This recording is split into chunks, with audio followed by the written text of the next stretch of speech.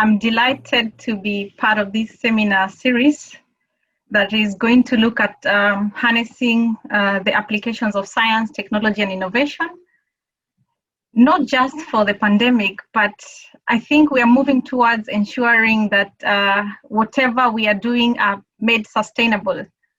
Already people are tired of, across board, the curfews, the lockdowns, the masks. And I think there's need to move beyond and see what solutions are more sustainable. How can we ensure that even the innovations and the technologies that we are developing now are much more sustainable? So I welcome all of you to this particular seminar. And it's great to have in the room a number of people, partners that we have worked with, also through the African Center for Technology Studies. I want to acknowledge the presence of government experts in the room.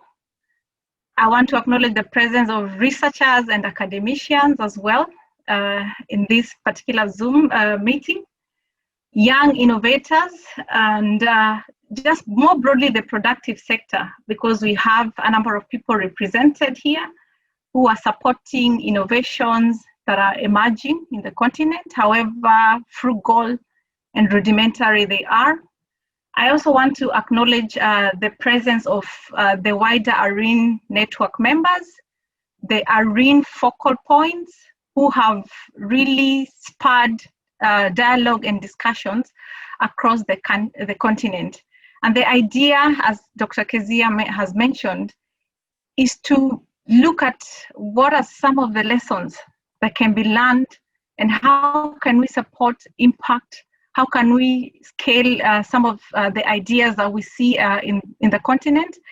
And with the broader expertise of the experts in the STI realm, I think it's possible to take those little steps and the little bites to ensure that innovations, technologies, science, ideas of young innovators, everyone in the context is really harnessed, even post COVID-19, and even just beyond the pandemic. And there will be other pandemics, in future.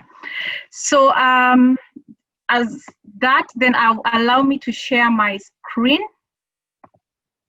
Yeah, so as I have mentioned, and has been the introduction, today's seminars focus on harnessing the applications of science, technology, and innovation, but more importantly, the lessons that can be harnessed for science policy. In this presentation, I will look at the background, the effects of the coronavirus, the role science, technology, and innovation is playing. So we'll have a deep delve into the case study of Kenya, just trying to put STI into context and into perspective. Then from that, we'll see the emerging questions. And later, my colleague, Dr. Joel Onyango, will focus on the lessons for science policy, particularly learning from the various projects we have been undertaking, and also will be rolled to the audience also on what are some of the lessons for science policy, as well as the panelists. So the background, as you're aware, this is as of yesterday, and the data is from the World Health Organization.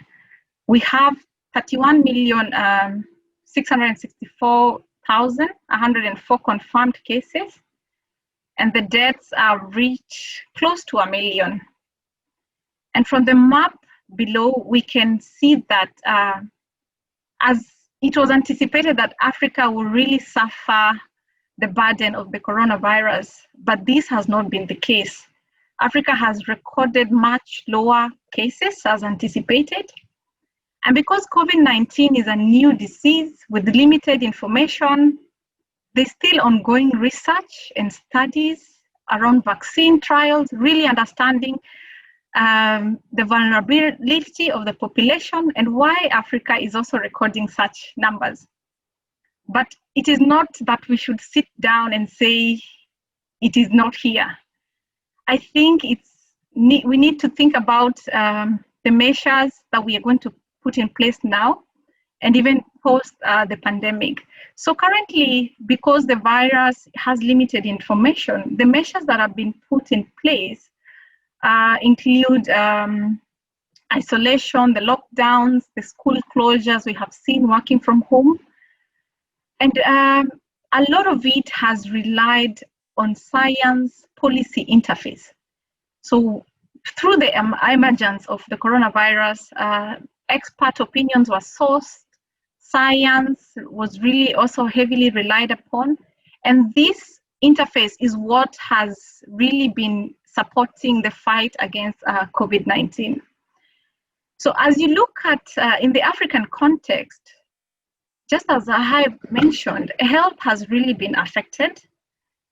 And in terms of education, 1.6 billion children across the globe have been affected. And you can see also a key sector when you speak about the African context, which is agriculture and food security, has also been greatly affected. Just before we had COVID, we had locusts and swarms of them. We had floods. Our agricultural value chains have been disrupted due to the pandemic. And the statistics from the African economic outlook quite show that in terms of the growth projection, I think a number of countries are really doing badly when you look at also COVID-19. So you can see in the slide in your screen that South Africa, countries like Zambia, Nigeria, Democratic Republic of Congo, the adjusted 2020 forecast in terms of the GDP, that is the gross domestic product, has actually gone to negative. But this is not to really predict doom and say all is lost. There's still opportunity to recover because the COVID-19 has brought a mixed impact. We can see that the manufacturing sector has been boosted in a way to meet local and resilient demands of the goods. Even in terms of food and health, products have been supported just within the countries. So as the 2021 forecast from the African economic outlook, the 2021 forecast appears not really to meet, the 2019 growth. But what we are saying is that there's still a real opportunity in such engagements to think critically and broadly on how we can bring in science, technology, and innovation for COVID-19 recovery. And what we are saying is that science, technology, and innovation holistically are powerful, weapons that can support the productivity and economic growth for the African countries to really match the 2019 GDP projections. And this is because we have seen some of key advancements in science, in technologies and innovation, and including policies that have come up to combat the current pandemic and support recovery efforts. So as Dr. Kezia mentioned in the introduction, this network of African researchers tried to bring these ideas into context and really explore options that STI interacts with the COVID-19 impact and management in Africa and support lessons for managing future pandemics.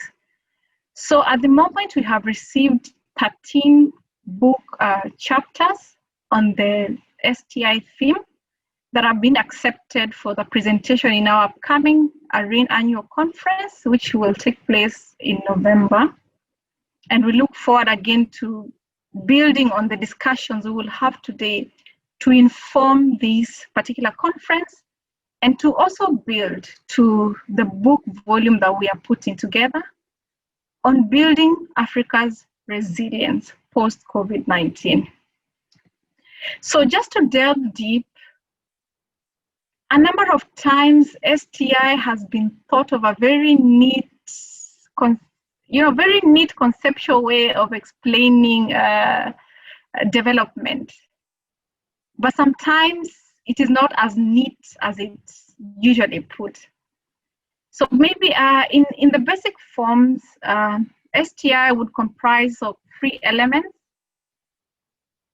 science, technology, and innovation. And science is about producing evidence and looking at a particular subject matter and coming up with decisions that are informed by evidence, decisions that are informed to really support progressive action. So technology is around the tools or the various processes and capabilities that are applied. And when we talk about innovations, it is just to put it in a very simplistic way, but I know experts and from other schools of thought would see that innovations is much more bigger. It's about the processes, the technologies, the ideas, but the idea around it is around how we can support new products, new processes that create value and purpose. So these 3 facets, in a very simplistic way, have been frontline sources of ideas and action in the continent. So for example, our science systems have really supported rapid response and surveillance mechanisms. We have witnessed this through various applications. Different countries have come up with efforts that draw from our various expertise. For example, in Kenya, we have a national expert committee that is also comprised of various actors in the science field. For example, the Kenya Medical Research Institute that also informs some of these strategies. So we have seen a lot of emergence of research and policy processes. A lot of it are inter-African research collaboration. So these collaborations have been geared to support science, R&D, research and development around medicine, epidemiology, and a lot more around clinical treatment and drug screening, including our vaccine development. So for example, in Nigeria, we've had an approval of around 66 laboratories, which 66 are government owned, while 15 are privately owned, and even centers of excellence in health research in the continent. So in terms of the policy, we have seen various committees that have been launched. For example, at the African Union level, we have the African Union Specialized Committee on Education, Science, Technology, and they've come up with very good recommendations. Some of them include investments in data science, the use of GIS to really support tracking efforts, and a lot of R&D funding schemes. These are all good. We have seen innovations in the formal and informal sector, for example, the masks, the ventilators, and much more broadly, infrastructural investment. What has been very interesting is the urban-rural migration due to the COVID pandemic. So as a result, we have seen infrastructural investments.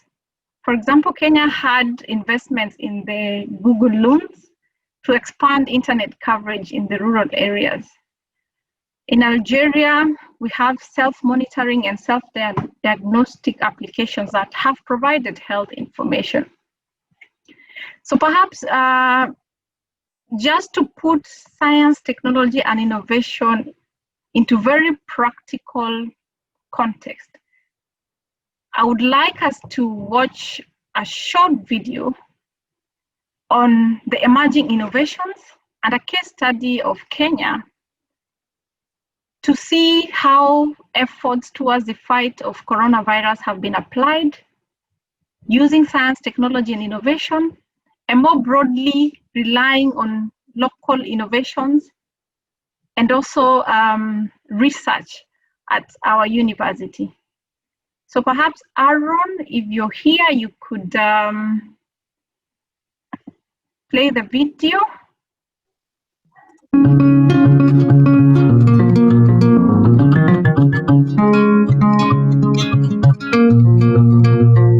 The arrival of the coronavirus has presented great opportunities for individuals, young and old, and institutions to think fast and develop new technologies in response to the pandemic.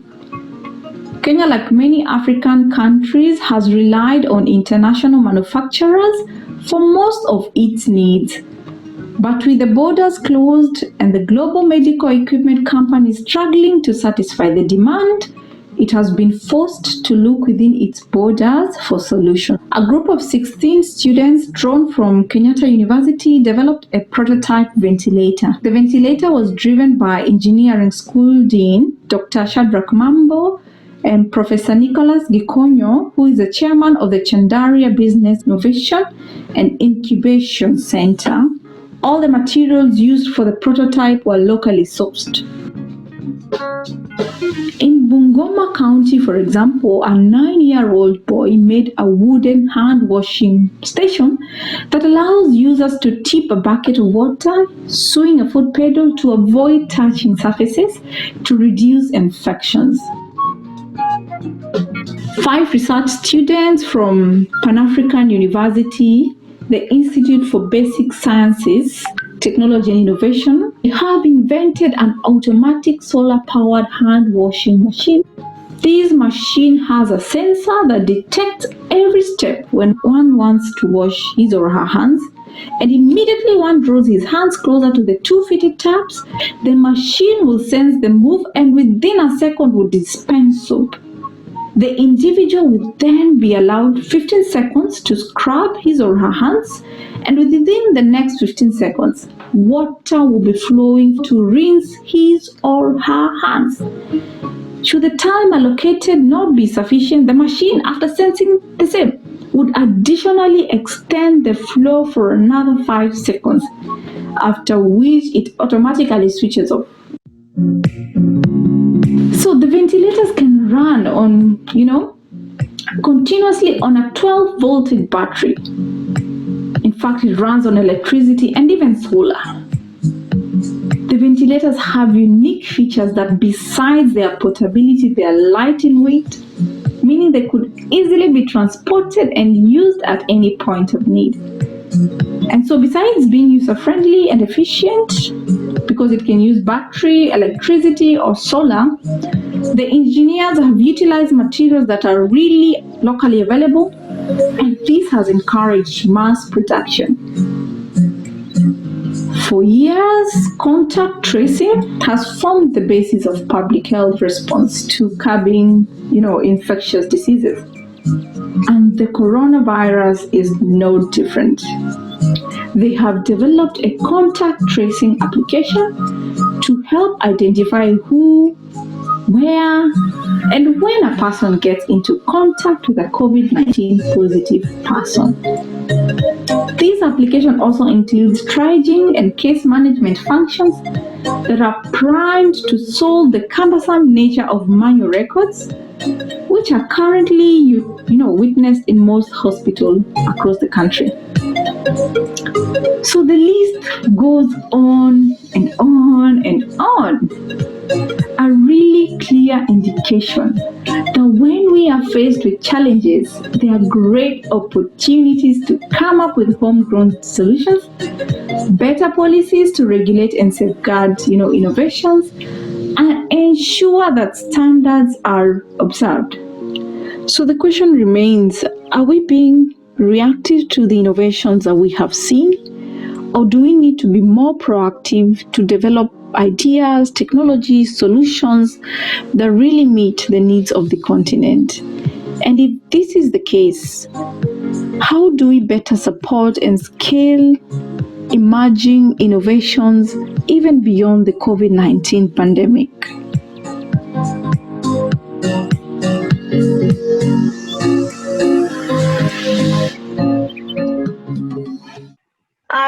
So a number of questions are emerging from the video footage around proactivity, around being proactive or more reactive.